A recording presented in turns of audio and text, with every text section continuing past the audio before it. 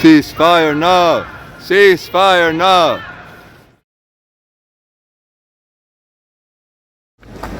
Our final speaker, you have heard many times before.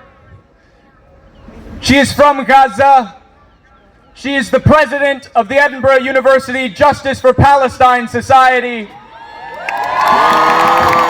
God bless. Please welcome Hajar.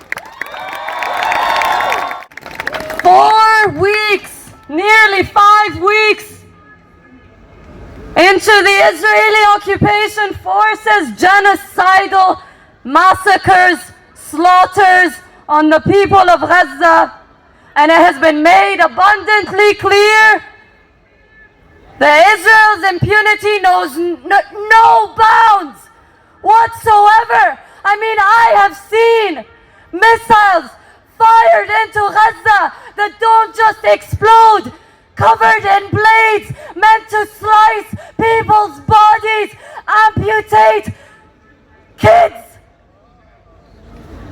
It's disgusting. Leaked Israeli intelligence has revealed that Israel's ultimate goal is the ethnic cleansing of all Palestinian land.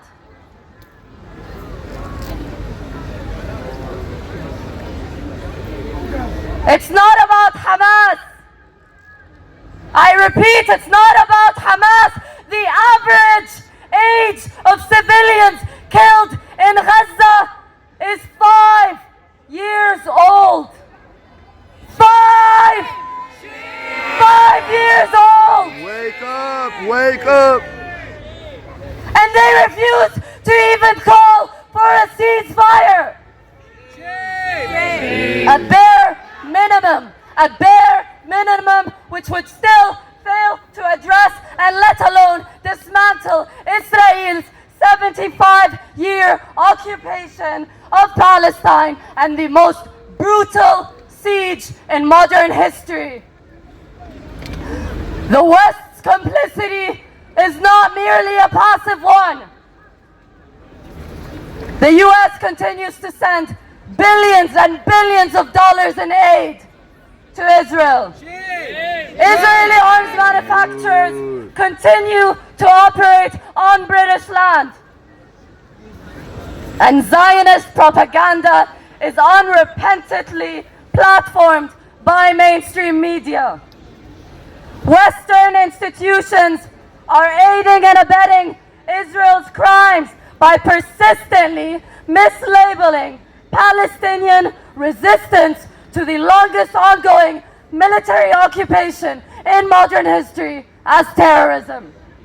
This is rooted in centuries-long dehumanizing depictions of colonized peoples aimed at undermining and delegitimizing our anti-colonial struggle. Now I want to make everyone imagine what it's like to be in Gaza. And imagine the situations of our families back home. Just to compare, London is 4 times the size of all of the Gaza Strip. And in 1 month, in a quarter of the size of London, over 11,000 Palestinians have been killed, 45,000 housing units destroyed, 250,000 partially destroyed, 240 schools bombed.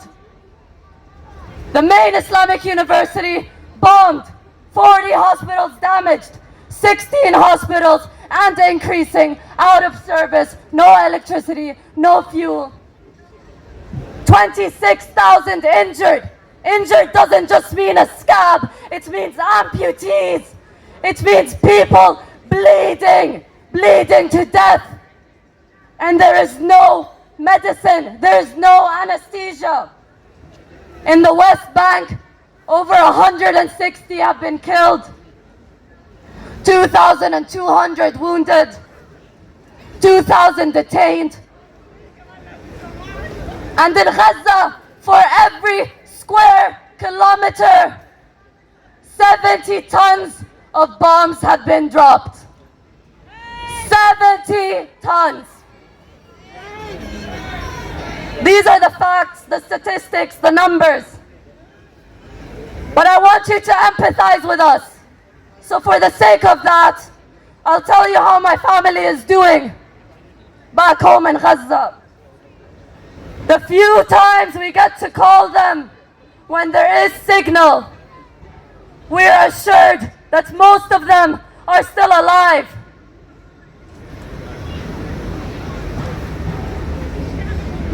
We ask, is everyone still alive?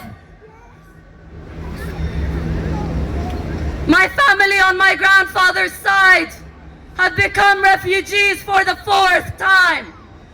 Their homes in the refugee camp have been bombed and now they're in tents in the south. But they tell me the bombs aren't even the problem. We have 1 bag of flour left. We are starving.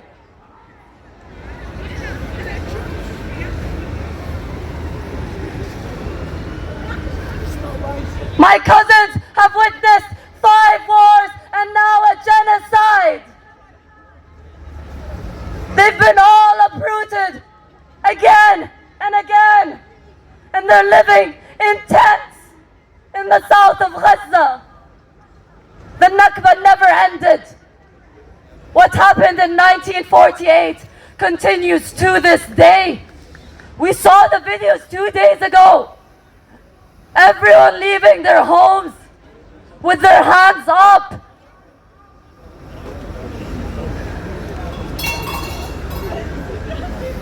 My aunt had to walk 4 hours to find pads and tissues, sanitary pads. 4 hours. I can't describe the horrors of what she saw on this 4-hour journey. Mutilated, killed bodies of Palestinians, children, adults, everyone on the street. She walked 4 hours and of course she found nothing. No shops. She walked 4 hours back. This is the second phase of genocide. They've bombed all life-sustaining structure for all residents of Gaza. Supermarkets, humanitarian convoys. I mean, they bombed the truck bringing in bottled water. Shame. They bombed fishermen's boats. People are drinking the water of the sea. They've bombed water tanks. They've impeded all means of survival.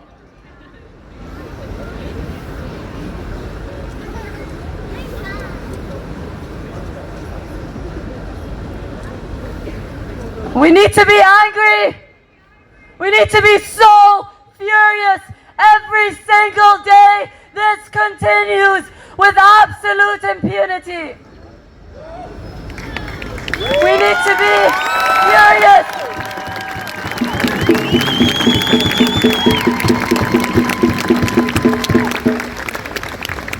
There is not one single restriction on the barbaric genocidal state of Israel.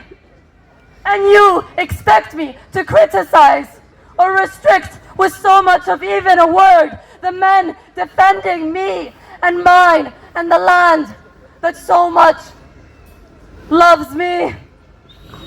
And people dare to say they feel uncomfortable by this. People dare to say that this is a hate march, that they feel unsafe by Palestinians unequivocally being Palestinians and deserving their freedom. Shame on the world, wake up!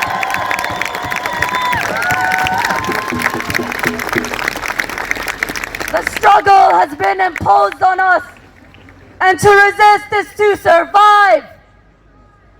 It's not a right, but it's a duty, and it's protected by international law. Yeah.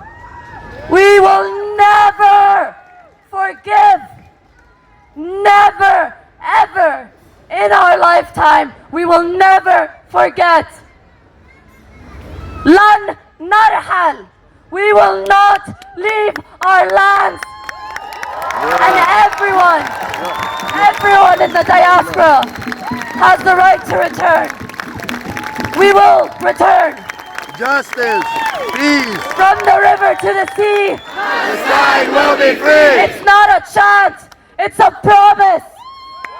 From the river to the sea. Palestine will be free. From the river to the sea. Palestine will be free. In our thousands, in our millions. We are all Palestinians. In our millions, in our billions. We are all Palestinians.